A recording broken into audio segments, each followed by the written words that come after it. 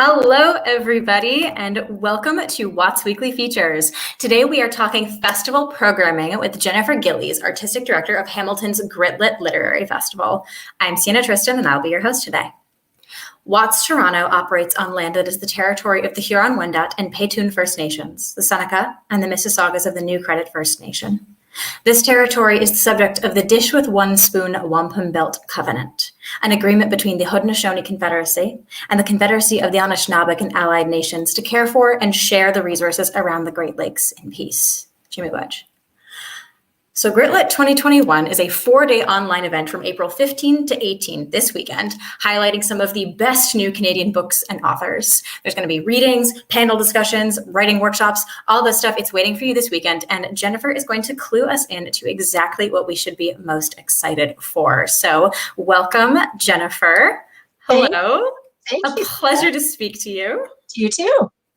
So tell us a little bit about the history of gritLIT as a festival and like a cornerstone of Hamilton's literature scene. I want to know kind of where you came from before I find out where you're going. Sure. So we are actually going into our 17th festival this year. So we've been on for a little while. gritLIT started in 2004, started fairly small, and it operated as a grassroots kind of collective for a lot of years. And it's really just over the past decade or so that we incorporated, we became a sort of a registered charity and an official entity, and really started building the festival to what it is today. My gosh. It's so neat to have grassroots fellows. We also have a very sort of from the bottom up history. So it's nice to be able to talk with our like fellow festivals from just sort of the cities over. So what's happening this weekend? This is Festival 12 now, if that's right. Then it's Festival 17. Sorry, 7. Oh my gosh. Yeah, it's been going for a bit. So this weekend, well, it's a lot. It's our first all online festival, of course. COVID-19 hit right before what should have been our 2020 festival last year. So that sort of threw everything into an uproar. And we were lucky we did manage to get most of our programming online, but we spread it out over the year. So this is the first time we've done a full-on 4-day festival completely online. We've got 30 events happening, which is a lot over 4 days. Over 4 days, yeah. Are they equally spaced out, or is it going to be like packed on the weekend and then a little bit on Friday and a little bit on? It's always more busy on the weekend. Saturday's always our crazy day. We basically go from 9:30 in the morning on Saturday until about 11 o'clock at night. Rock on. But it starts on Thursday night, and then it's Friday afternoon and evening, all day Saturday, and then Sunday until about 6 p.m. So they're spread out as much as we possibly could spread them out over 4 days. Yeah. So what are some of the programming elements that people should be most excited for? Like what are some of your personal things that you're really excited to be presenting? Is there an overall theme? I know that at WOTS this year, we're doing an environment theme. Is there anything sort of that's holding a glue that's holding together some of your programming this year? Right. I wouldn't say there was a deliberate theme to this one, although the theme of home sort of emerged as we were doing our programming, and it seemed like a really good fit for this year. So we do have a lot of events happening around that, including a panel discussion on homelessness, which of course is hugely relevant and an issue that's been brought into even sharper relief since COVID hit. So yeah, that I would say is our overall theme. But in terms of what elements are there, there's a lot. I mean, we do writing workshops every year that are always really well attended. We've got panel discussions, we've got fiction readings, poetry readings, interview sessions. We wanted to try and make this as much a festival experience as we could. So there are a number of interactive events happening as well. Ooh. Or as interactive as you can get on a How do you get interactive in a virtual festival? So, well, the workshops themselves are sort of interactive because they're set up as meetings. So you actually have face-to-face contact with the authors who are running the workshops. Sure. But in terms of the other sort of audience events, we have a few literary themed games that, again, have been set up as Zoom meetings. So you just show up in the meeting, and we're doing some literary trivia. We're doing a literary pictures style game. We have an author-led book club. So one of our authors, Krista Foss, is actually leading a book club discussion about a book by Denise Davey, who's another author at the festival this year.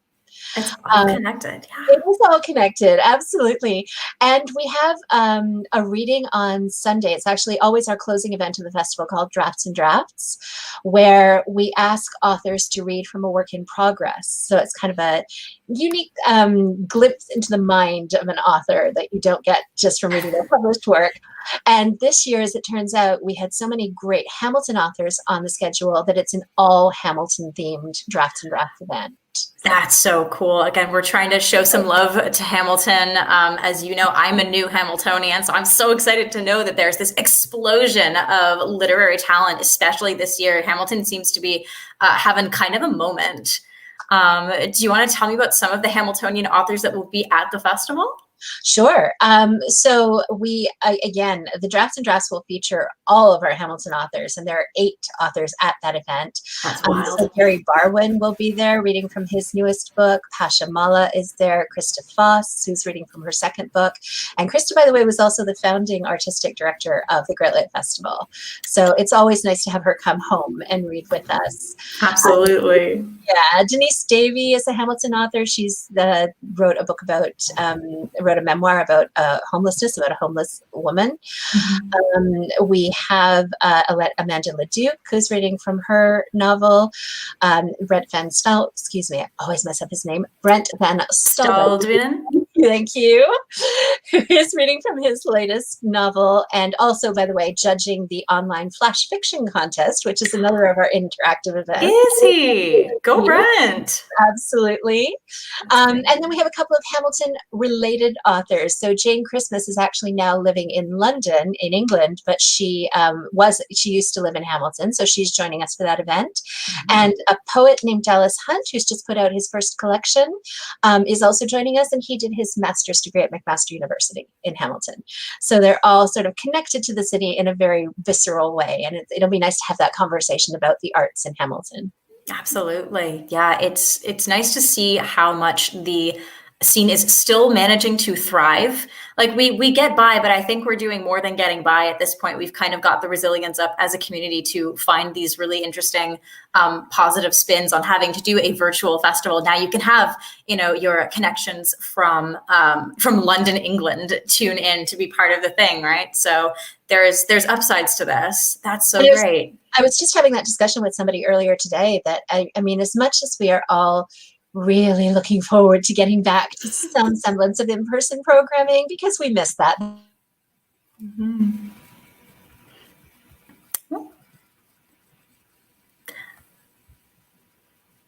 Oh, this is always fun when we get a technical difficulty. Hold on a second. Let's see. We will be right back because we're experiencing our first technical difficulty for our first weekly feature. It's a homecoming of sorts. We'll be right back, folks.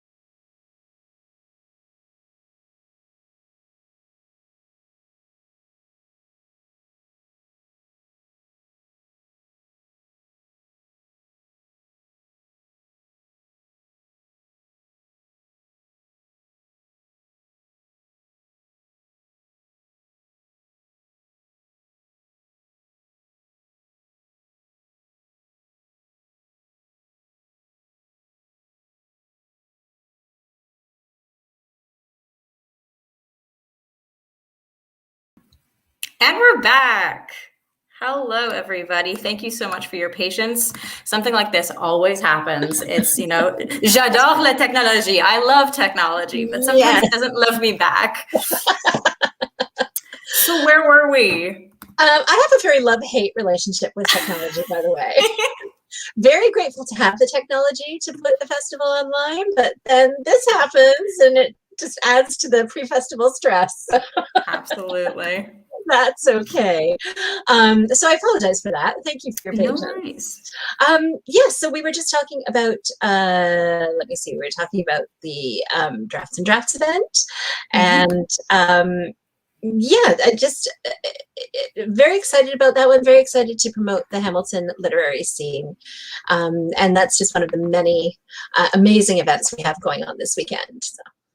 Absolutely. So, I mean, not to get too ahead of ourselves, but I am getting ahead of myself. Is there anything we can expect after the festival's over? It's coming up this weekend. You've been working your butts off on it. It is going to be so beautiful and shiny. I've seen you had a GIF. I love when people have GIFs. It's just, you clearly put so much work into making to really, I guess, rooting yourselves in the virtual space.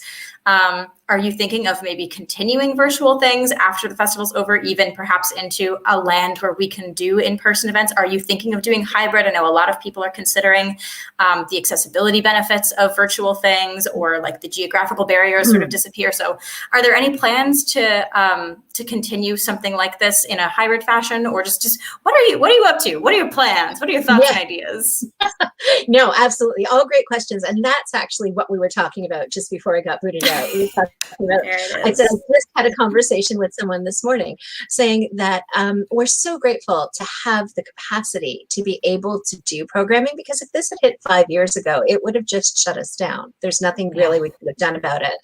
And we've learned so much going online. And as much as we are looking forward to getting back to doing in-person events, online programming will always be a component of the festival moving forward. And it's something that we started discussing anyway, but this last year we were sort of forced into it with both feet, head first, whatever cliche you want to use. Head dive in, Absolutely. And so now that we are there, I just think it's something that we will have to continue. And you're right, it is all about an accessibility issue. It's an outreach issue. I mean, we're finding that we have people from across Canada signing up for events. We have people from the States. We have people from England actually registered to attend some of the events. And that's a reach that as a small festival, there's no way we could have accomplished that if we just been doing in-person programming. So it's exciting to see that happening, and it's exciting to be able to get the word out about Canadian literature in a bigger way than we ever were able to do before. Absolutely.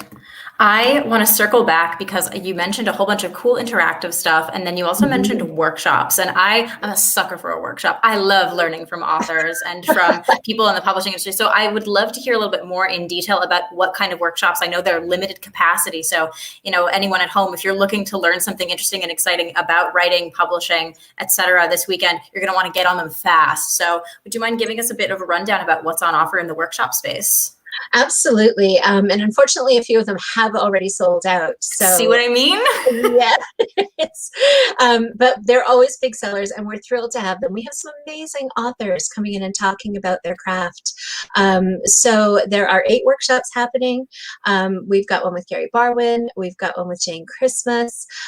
We've got a couple of really interesting poetry workshops. Dallas Hunt, who I mentioned earlier as one of our Hamilton Connected authors, is also doing a workshop, and he teaches poetry at a university.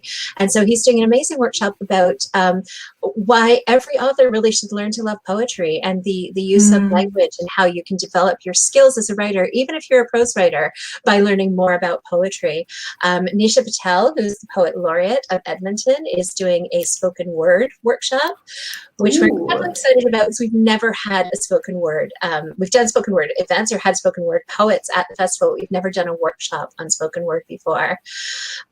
We've got a workshop by an amazing Vancouver-based writer called Krista Couture, who's written a memoir called who's doing a workshop called Writing into the Joy about her memoir, How to Lose Everything. So she just went through some incredibly traumatic experiences and wrote about them. And now she's sort of teaching people how to mine your own life, and especially the difficult experiences in your life, to tell beautiful, beautiful stories.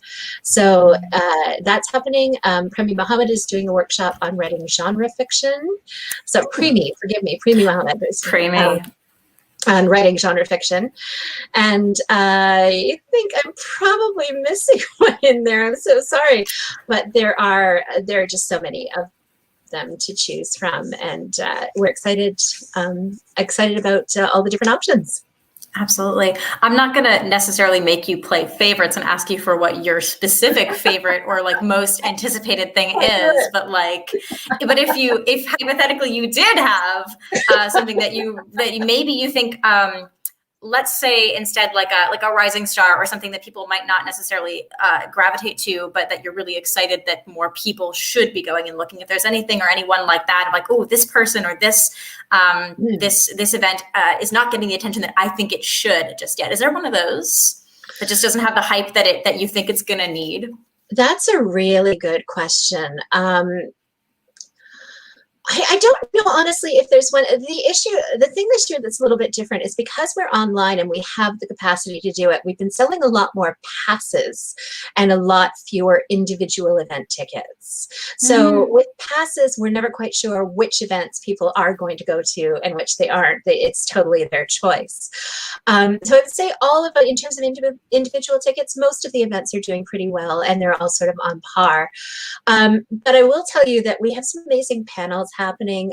There are just so many topical things that are part of the festival this year that are relevant in any year, but especially relevant after 2020 and heading into the kind of second quarter of 2021. We have a discussion about homelessness. We have a discussion about women in the pandemic and also healthcare and aging and long-term care facilities, and how 2020 has brought all of these things into sharper focus. We have a discussion about the Spotlight authors. Tripping over myself, but that's what I'm trying to tell you about. The Spotlight authors, which is a big part of our component every year. And what we do is we ask an established author who's coming to the festival to nominate two up-and-coming authors, two authors who just got their first books out, who are worthy of the spotlight. Of course, everybody's worthy of the spotlight, but in the view of this established author, who are two people that we should know about? So our spotlight selector this year is the amazing J.L. Richardson, which I'm sure many of your audience, I'm sure they know. Personal, I don't have my copy of Gutter Child to show right now, but I usually do. It's just on my desk. I actually had to email her after I'd read that and say, I sort of hate you because this is just too good. It's too good, right? Yes. It's so wonderful. And she's just a force of nature. She's, of course, the author of Gutter Child and a children's book and a memoir. And she's the director of the Festival of Diversity. Right. So we reached out to her and said, would you be willing to nominate two authors to come to gritLIT who are not already on our list, but who you think should be? And she did. She brought us Cyrus Marcus Wade and Elizabeth Aluabaha. So we are thrilled to have JL and to also have these two amazing new authors coming and sharing their brand new books. I need to carve out time during my weekend. Little known fact for those at home, did you know that gritLIT this year is on yours truly's birthday? So this is going to be, my birthday is April 18th. So my present this year is lots of great panels and readings and things, which is exactly what I want. So thank you. Complete serendipity. We planned it that way. We just knew. Yeah. Thank you, Jennifer. You're very welcome. Oh my goodness. So could you tell me real quick, some quick facts about how much it will cost to participate, to go and attend, say a festival pass or even just a specific reading or panel? Absolutely. So the festival passes are honestly the best deal going, which is why I think we've done so well with them this year. It's $25 for a festival pass. It gets you into all of the reading events, the interviews and the panels. So it works out to about $2 per event if you buy the pass. If you just want to go to one or two individual events, you can do that. That's $5 each. We do have some free events. The interactive events that I mentioned before, the literary trivia game, the Pictionary game, or the pictures game, excuse me, and the book club are all free. You just need to register. And Drafts and Drafts is also free, as is our reading by our gritLIT writing contest winners. So they're coming out to read at the festival. The judge of the contest, Jenny Hidjon Wills, is going to be moderating that event, and that's a free event. Workshops are $25 each, and again, it's very limited registration. There aren't a lot of spaces left, so you definitely get in now. Get in now, writers. So, absolutely. Yeah, and I think that's it. We covered everything. I am so excited. I hope everybody else at home is like frantically marking in their calendars, like, sorry, gonna flake on friends, gotta go watch a panel, gotta go attend a poetry workshop, because that's what I'll be doing. Jennifer, it will totally build you as a character more than watching Friends for the 30, 40, 50th times. Jennifer, it's been so much fun talking to you. Thank you for letting us all know a little bit about what's coming up this weekend at gritLIT 2021. I hope everyone's scrambling to go get their tickets. If you don't know where to get your tickets, you get them at gritlit.ca. There's an event right there. Again, some of these events are free, so run to them. Some of the interactive stuff, the drafts and drafts, like go run, get your spot, mark a calendar, get a cozy chair ready for this weekend. It's going to be a blast. Jennifer, thank you so much. Thank you. So much. Have a wonderful day. Thank you. You too. Take care. So you can buy tickets to individual events or a festival pass for all 4 days of bookish fun at gritlit.ca. This has been today's WOTS Weekly Feature. Tune in tomorrow for a conversation with acclaimed poet and novelist Katharine Graham, and Thursday for a conversation about independent bookstores with Epic Books. For discounts and deals, check out toronto.thewordonthestreet.ca/weekly-features. And happy Hamilton Appreciation Week.